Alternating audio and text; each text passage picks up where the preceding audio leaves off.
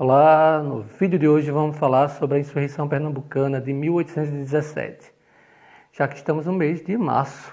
E aí você vai me perguntar, mas não é você que grava um vídeo sobre a Paraíba, não é você que grava um vídeo sobre a história de Santa Rita? Sim, menino, tenha calma, tenha paciência. A história da insurreição pernambucana, ou melhor dizendo, Revolução Pernambucana de 1817, tem tudo a ver com a história da Paraíba, porque tem pessoas que são da Paraíba que estão envolvidas dentro desse movimento, incluindo dois donos de engenhos daqui de Santa Rita.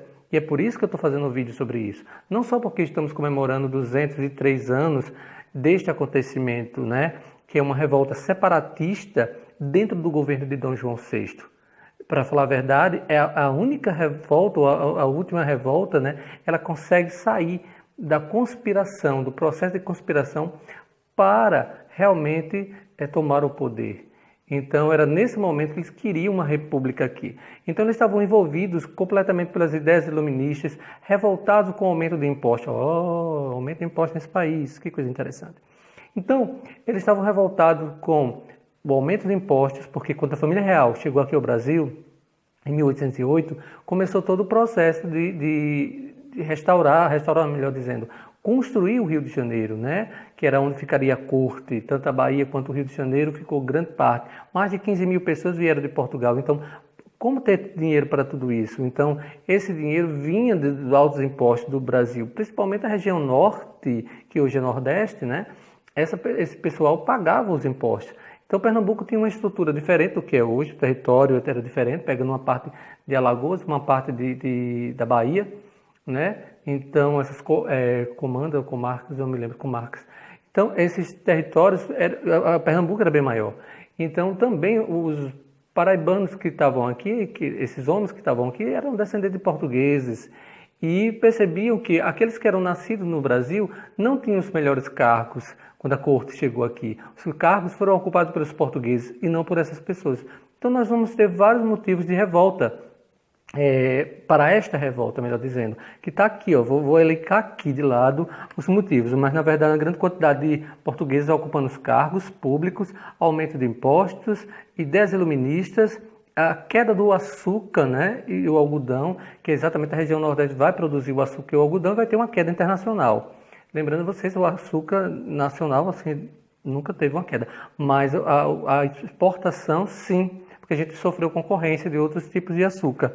Então, consequentemente, a gente vai ter em 1816 uma crise devido à seca. Foi uma grande seca que essa parte nordestina vive. E aí a produção de algodão, a produção de açúcar foi precária. Então, isso tudo com o aumento de impostos. Revolta a população que cria esse movimento. E aí nós vamos ter a participação desses dois homens que tinham engenhos em Santa Rita. Amaro Gomes Coutinho, ele era dono do engenho do Meio, né, que hoje nós conhecemos como engenho de Maroja.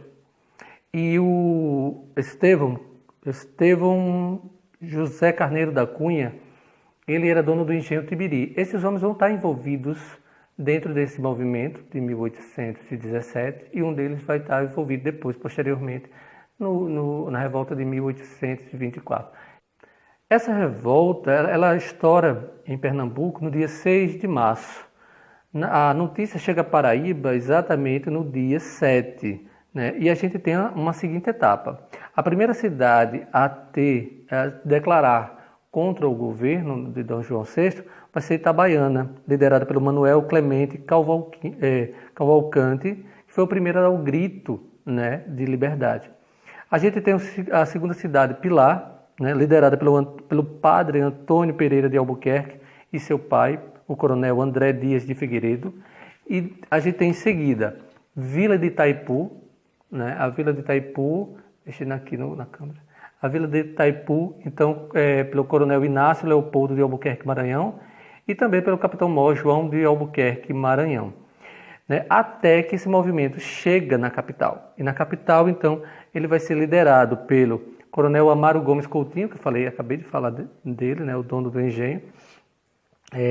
Vai ter o Coronel Francisco José Silveira, que era membro do governo, e o Tenente Coronel Estevão José Carneiro da Cunha, também, né, que eu já expliquei aqui, comandante das tropas Então, esses homens vão estar envolvidos, liderando esse movimento, além de outros. Durante a revolta de 1817, né, a Revolução de 1817, a Paraíba, então, tem um governo provisório. Eles fazem um governo, né, com o tenente-coronel Inácio Leopoldo de Albuquerque, o tenente-coronel Francisco José da Silveira, que foi enforcado em Pernambuco, o padre Antônio Pereira de Albuquerque, Francisco Xavier Monteiro da França, tá, que convocam para receptor das finanças e tesouro, exatamente o bacharel Dr. Augusto Xavier de Carvalho. É interessante, esse homem, ele morava ali na Rua da Misericórdia, né? Que tem a casa dele até hoje está um restaurante popular, mas a casa desse grande revolucionário, porque seu filho morava ali, José Peregrino de Xavier Carvalho. Tanto é que o nome da rua hoje é Peregrino de Carvalho, né? Então esse homem também esteve envolvido dentro da Revolução, foi de suma importância na Revolução de 1817. Essa revolução, ela se propaga para o Rio Grande do Norte, paraibanos vão para lá no dia 9 de março, né? A Paraíba já está com o governo provisório nesse momento. Em dia 6 de março, em Pernambuco, Peregrino de Carvalho, ele vai para o Rio Grande do Norte, mas o movimento do Rio Grande do Norte, em 14 de maio, já é derrotado e a prisão dele é decretada, né, pelo governo. No entanto, ele foi recolhido para Recife no dia 6 de junho, tá? E no dia 20 de agosto ele fica na vila de Santo Antônio do Recife e, consequentemente, enforcado no dia seguinte. Os dois paraibanos, os dois santarritenses, o Amaro Gomes Coutinho, o dono do Engenho do Meio, ele foi enforcado, né, em Recife, teve sua cabeça degolada, membros também, que foram expostos tanto lá quanto na Paraíba para servir de exemplo de todo aquele que se revoltasse contra o governo. Já o Estevão José Carneiro da Cunha, por exemplo, esse não foi condenado à morte, né? Em compensação, ele foi embora do Brasil, volta tempo depois, se torna político aqui na Paraíba, senador representando a Paraíba.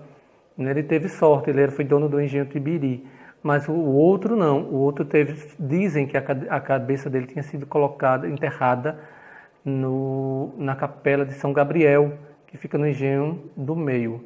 Eu não tenho um dado certo disso, mas eu soube que fizeram realmente a escavação e tudo, não tinha encontrado nada disso, nada dessa cabeça. Mas o fato é que é verídico mesmo. Não só ele foi enforcado, como outras pessoas foram condenados com a morte. Deixa eu pegar aqui o textozinho para mostrar para vocês também quem foi condenado além dele. O Francisco José da Silva também foi enforcado, né? Entre outras pessoas que tiveram a morte como pagamento por estar se revoltando contra o Estado. Então, esse mês de março serve para a gente poder fazer uma reflexão sobre isso. As pessoas que lutaram pela independência do Brasil, né, mas eles não tinham essa concepção de Brasil como um todo, mas eles tinham uma concepção territorial, né? Então, de um território pequeno, que era exatamente Pernambuco, pegando uma parte de Alagoas, uma parte da Bahia e Paraíba. Então, esse movimento que é chamado de Revolta de 1817, está certo, né? Mas quando se chama de Revolta Pernambucana, ela vai abranger mais outros estados, além de Pernambuco. Eu espero que o vídeo de hoje vocês tenham gostado, de um trabalho danado fazer essa pesquisa, mas a bibliografia ou a referência bibliográfica está aqui ao lado, né? Sem contar que eu também utilizei o livro de Amaro... eu vou buscar. Eu utilizei também o Mensageiro da Liberdade, de Adalto Ramos, onde Adalto traz algumas cartas régias, traz documentos sobre a Revolução. Ele não se detém à Revolução, até porque já é bastante detalhada, não é verdade? Mas ele traz documentos e imagens sobre a Revolta de 1817. Vale a pena. Adalto tem vários textos trabalhados, assim, transcritos, publicados. Ele faz parte do IHGP. Então, todas as referências bibliográficas, como eu já falei, estão aqui. Obrigado, espero que vocês gostem. curta e compartilhe o saber, o conhecimento. Se você está vendo esse vídeo pelo Facebook, compartilhe. Se você está vendo esse vídeo pelo YouTube, se inscreva no canal.